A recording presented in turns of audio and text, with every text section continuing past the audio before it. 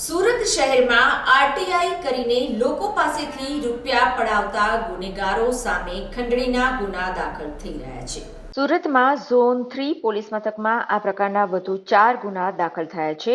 તેમાં કતારગામ પોલીસ મથકમાં 1, ચોક બજાર પોલીસ સ્ટેશનમાં 2 અને લાલગેટ પોલીસ મથકમાં 1 ગુનો દાખલ થયો છે।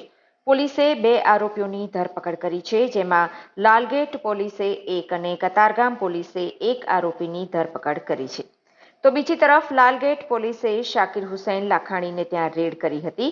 આરોપીને સાથે રાખીને તપાસ કરવામાં આવી હતી।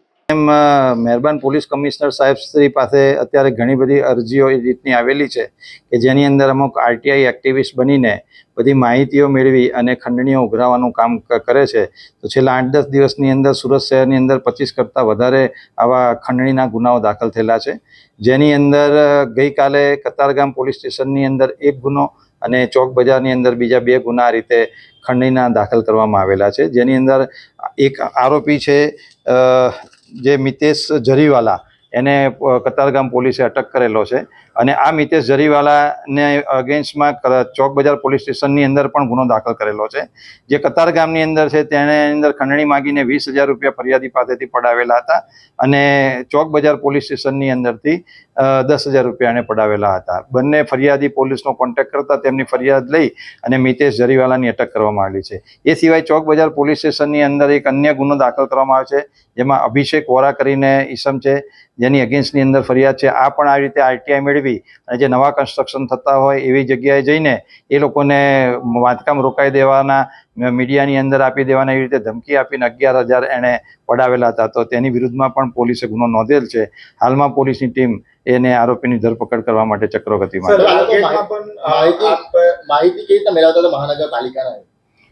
આજ રોજ અમે આ લોકોની જે પ્રાથમિક પૂછપરછ કરી તો એ પરથી જાણવા મળે છે તેઓ આરટીઆઈનો જે કાયદો છે એનો દુરુપયોગ કરીને આ લોકો એસએમસીની અંદરથી આ બધી વિગતો મેળવતા હતા અને એ પૂર્વક ઊંડાણપૂર્વક તપાસ ચાલે છે।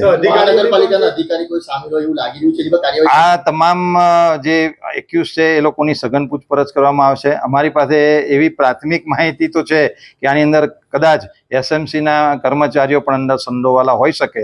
આવા ઇસમોનું એસએમસીના કર્મચારીઓ જોડે શું જોડાણ છે, એ લોકો આનો કેવી રીતે ઉપયોગ કરતા હતા અથવા એ લોકોની કોઈ મિલીભગત છે કે નહીં, એનો ઊંડાણપૂર્વક અભ્યાસ કરવામાં આવશે। જરૂર જણાશે ત્યાં ટેકનિકલ સર્વેલન્સ એટલે સીડીઆર ને એનો પણ ઉપયોગ કરવામાં આવશે। અમારી પાસે એવી માહિતી હોય છે કે એસએમસીના જ અમુક કર્મચારીઓ આવી આરટીઆઈ કરાવી અને પ્રેશર કરીને પછી પૈસાનો તોડ કરતા હોય, એવી પ્રાથમિક માહિતી અમારી પાસે આવેલી છે।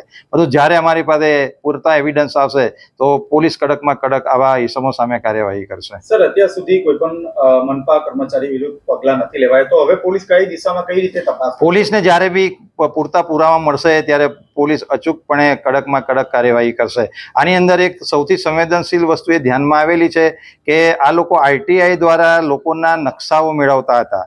કોઈ પણ ઘરનો નકશો કોઈની પાસે જાય એ બહુ સંવેદનશીલ બાબત છે, કારણ કે આ નકશાનો ઉપયોગ કાલ ઉઠીને કોઈ ચોરી કરવા માટે કે બીજી રીતે પણ તેનો મિસયુઝ થઈ શકે।